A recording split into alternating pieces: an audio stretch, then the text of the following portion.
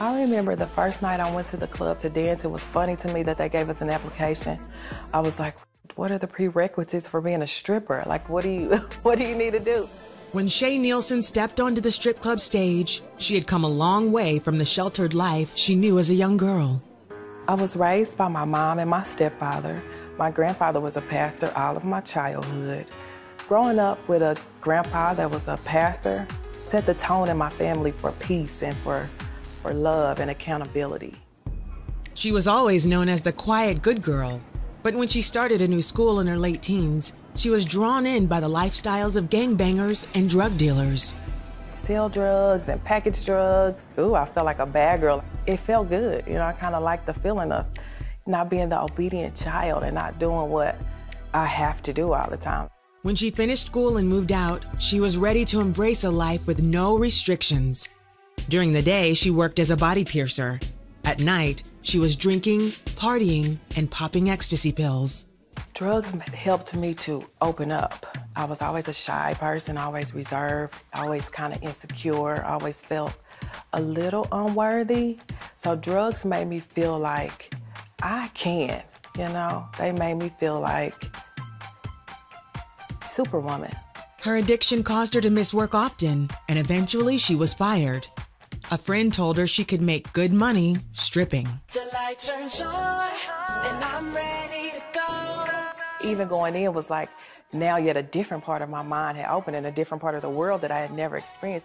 And I talked to the lady and I'm like, how much money do they make? And she tells me and I'm like, oh yes, I can do this. About $300 to $400 a night. But stripping wasn't as glamorous as she expected. To get on the stage butt naked in front of complete strangers, it takes you to a place of you feel devalued. I couldn't be sober because I could hear the voice in my head saying, what are you doing? You know, you're worth so much more than this. So I asked one of the girls, you know, like, what should I do to kind of make myself not so shy to get on the stage? She's like, try cocaine. So once cocaine came into the play, it's like cocaine all night, sleep all day. Get up, do it again. At 22, Shay got pregnant. The thought of having a child gave her hope, so she quit using drugs, drinking, and dancing. But 34 weeks into her pregnancy, she lost the baby and sank into depression. To numb the pain, she binged on cocaine for 3 days with friends. I remember thinking, oh my God, I'm gonna die. My mom and my sister, they're gonna come find me and all they're gonna remember me by is a stripper that was on drugs. She drove herself to the emergency room to get help. I didn't want to die, so I called on the only person that I know who could save me. God, if you are real, and that was my prayer.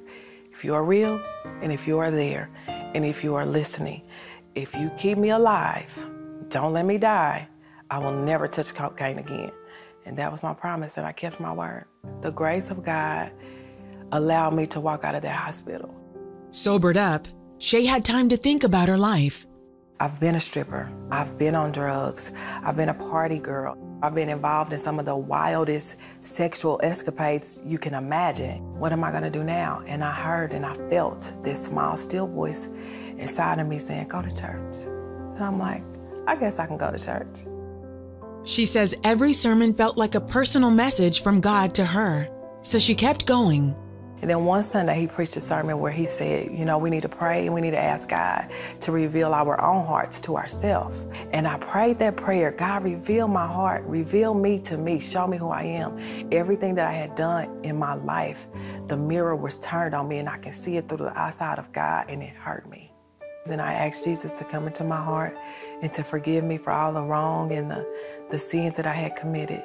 He healed every wound that I had. I felt accepted, I felt loved, and it made me feel complete. Shay is still drug-free. Today, she's married to Coulter and raising their 2 daughters. She's also a writer. She shares her story in her book called My Mess Became My Message. I look in the mirror and I see somebody who is redeemed. You know, I see Shay, who Jesus loves. I see Shay, the wife. I see Shay, the mother. I don't see all the remnants of my past are dead. And Jesus came and he turned my life totally around from the inside out. There is hope for us all. God is right here. He's waiting to give us his love to come in and show us. All we have to do is be serious and say, Jesus, show me who you are.